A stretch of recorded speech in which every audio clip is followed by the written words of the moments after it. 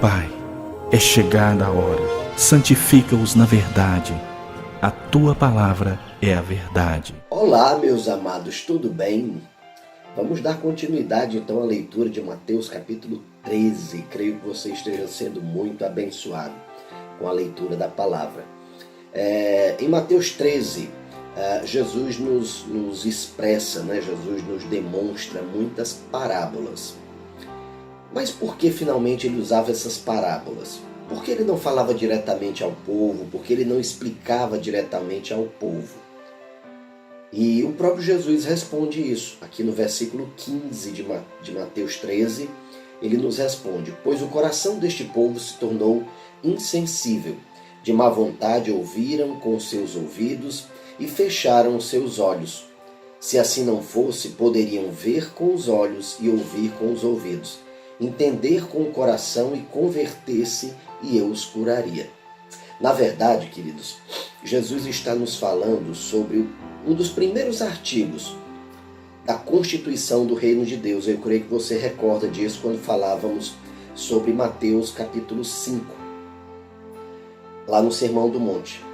Então, lá no Sermão do Monte está escrito que os pobres de espírito receberão o reino de Deus. Deles é o reino de Deus. Deles é o reino dos céus.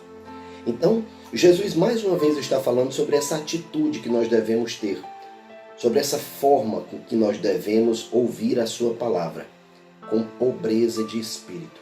Lembrando que pobreza de espírito não tem nada a ver com timidez, pobreza de espírito não tem nada a ver com autocomiseração.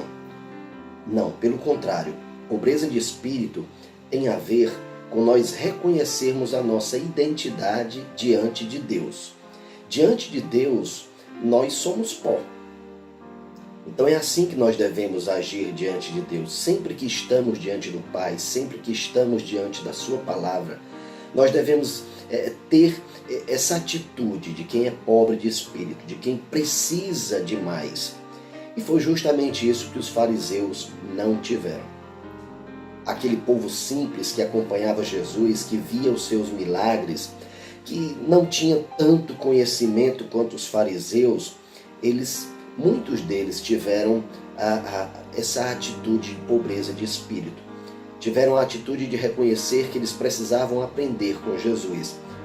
E porque eles tiveram esse coração disposto a aprender, porque eles reconheceram que não tinham nada, mais foi acrescentado a eles. Mas aqueles que julgavam ter tudo, aqueles que julgavam ser suficiente o que eles já tinham, a esses, até o que eles tinham, lhes seria tirado. Então é importante nós percebermos isso na palavra. Aqueles que se reconhecem como pobres de espírito, aqueles que reconhecem a grandeza de Jesus, certamente receberão mais dele. Mas aqueles que já estão cheios de conhecimento, que não precisam saber demais sobre Jesus, certamente lhe será tirado o entendimento. E não pelo próprio Jesus, mas pela sua atitude. A sua atitude leva a isso. Não é mesmo? Então é importante nós vigiarmos para que nós também não sejamos pessoas desse tipo, que não querem conhecer mais de Deus. Nós precisamos sempre conhecer mais de Deus. Ao final do capítulo 13, nós também nos deparamos com uma atitude semelhante, só que agora entre as pessoas que conviveram com Jesus enquanto criança e adolescente, que eram as pessoas que viviam em Nazaré. Jesus voltou a Nazaré e quando ele chega em Nazaré, ele percebeu algo que não deveria ter ocorrido.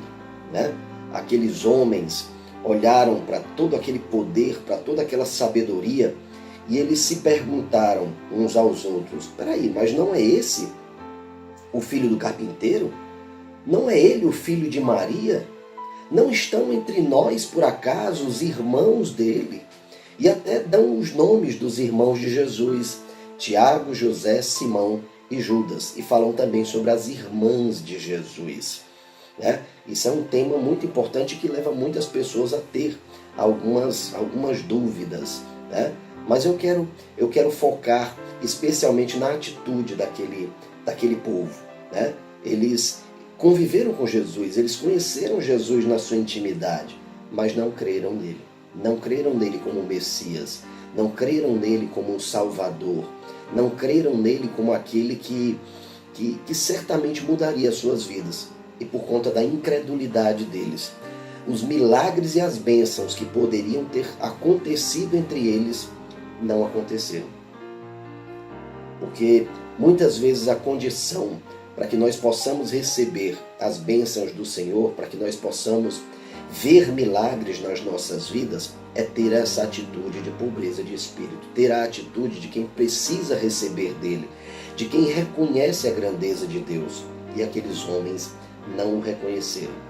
E não o reconheceram porque disseram: olha, os irmãos estão aí conosco, Tiago, Simão, Judas, José estão aqui conosco, as irmãs estão aqui conosco, Maria, nós conhecemos a mãe dele, nós conhecemos o pai dele. Né? Então é importante nós percebermos que nós não devemos ter essa atitude. Os irmãos de Jesus, naquele momento, e em muitos outros momentos da palavra, também tiveram a mesma atitude, não conseguiram reconhecer Jesus como o Salvador. E nós percebemos isso inclusive no capítulo anterior, né? No capítulo 12, nós percebemos essa atitude dos irmãos de Jesus. Então, queridos, eu quero te convidar a ter sempre a atitude de pobreza de espírito, sempre buscar mais de Deus, sempre esperar mais de Deus, com confiança, com fé, certo de que Ele providencia tudo para que você viva muito bem, certo de que Ele providencia tudo para que você possa conhecê-lo mais e melhor.